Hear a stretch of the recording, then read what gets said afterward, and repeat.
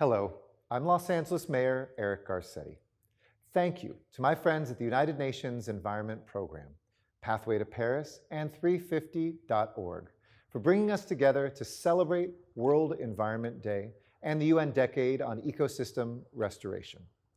A global movement to chart a green and just future is building momentum as cities around the world are stepping up their climate ambition and their climate action.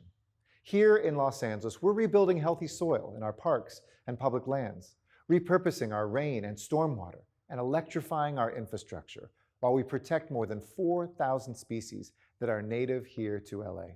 And Los Angeles has created a dedicated biodiversity index, modeled after Singapore's approach, but tailored specifically to our city to monitor our efforts to maintain zero net loss in our native biodiversity. Our choices and policies on the local level and our cooperation globally will make the difference this decade. And I urge you, join us, because restoring our ecosystems requires all of us, and every action counts. Together, we will create a sustainable future that leaves no one behind.